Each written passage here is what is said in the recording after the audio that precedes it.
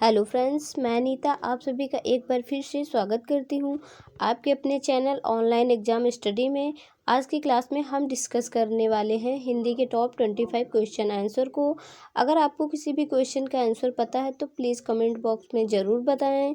तो चलिए स्टार्ट करते हैं आज की अपनी क्लास। आपका फर्स्ट क्वेश्चन है, दो समीपवर्ती वर्णों के मेल से जो विकार या परिवर्तन होता है वह कहलाता है। दो समीपवर्ती वर्णों के मेल से जो विकार या परिवर्तन होता है वह कहलाता है, वह संधि कहलाता है। क्या कहलाता है? संधि। ऑप्शन डी सही है। प्रश्न नंबर 2 है, उच्चारण का संधि विच्छेद होगा। उच्चारण का संधि विच्छेद होगा। उच्चारण का जो सही संधि विच्छेद है वो ऑप्शन सी हो, उत धन चारण बराबर उच्चारण होगा। यहाँ पर व्यंजन संधि है। कौन सी संधि है? व्यंजन संधि है। प्रश्न नंबर 3 है, अत्युक्त शब्द में संधि है। अत्युक्त शब्द में संधि यहाँ पर ऑप्शन डी सी राइट होगा, यण संधि। अत्युक्त शब्द में यण संधि है।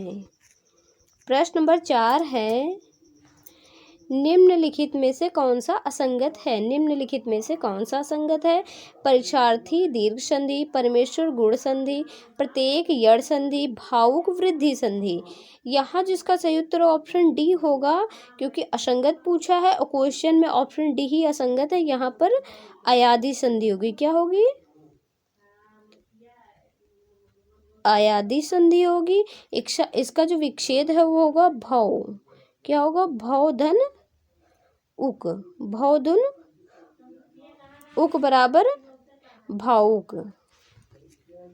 प्रश्न नंबर 5 है, तानसेन महान संगीतज्ञ था। रेखांकित में शुद्ध वर्तनी को पहचानिए।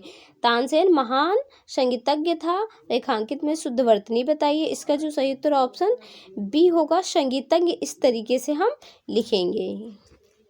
प्रश्न नंबर 6 है, इनमें से शुद्ध शब्द है। इनमें से कौन सा शब्द जो है वो शुद्ध है? यानी यहाँ पर शुद्ध शब्द है।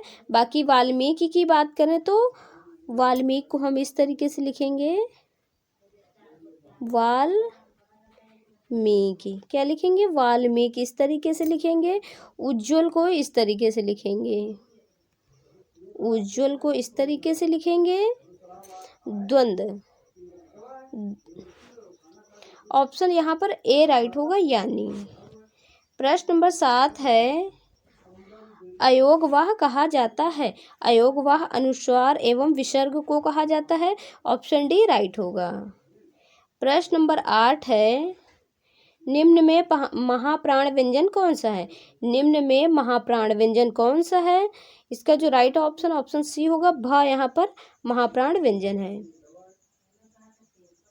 प्रश्न नंबर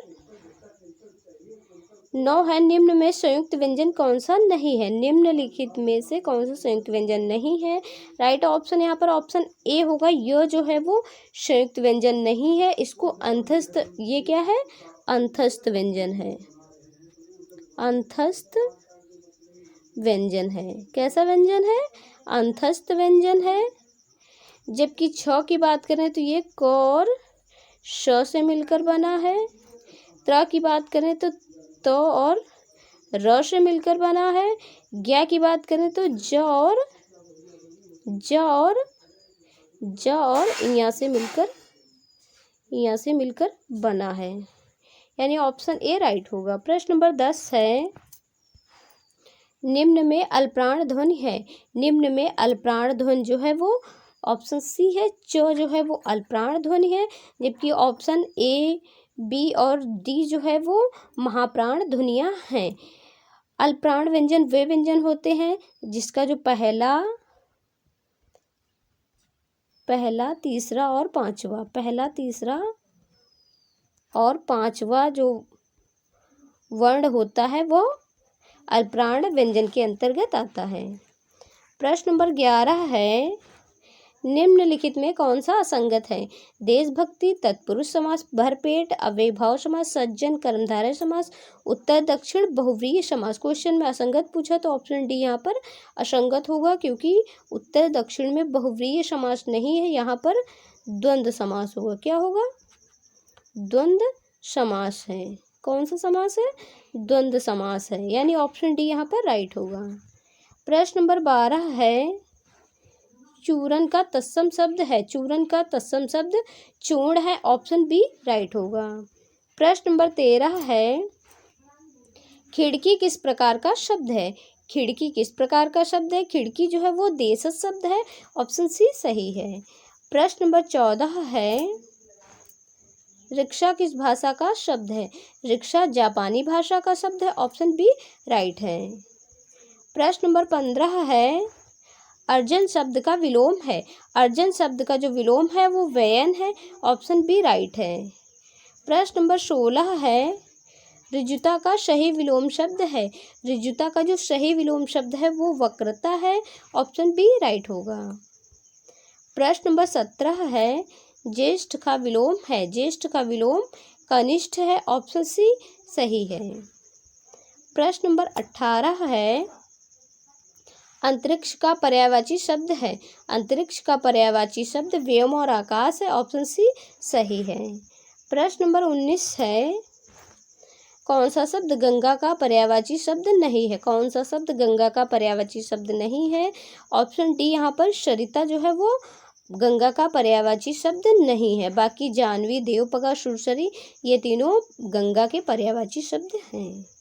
प्रश्न नंबर 20 है, जो खाने योग्य नहीं है के लिए एक शब्द है। जो खाने योग्य नहीं है के लिए एक शब्द होगा अखाद्य, ऑप्शन ए सही है। प्रश्न नंबर 21 है, उन उपसर्ग से बना शब्द है। उन उपसर्ग से बना शब्द ऑप्शन सी है। 19 जो है वो उन उपसर्ग से बना हुआ शब्द है।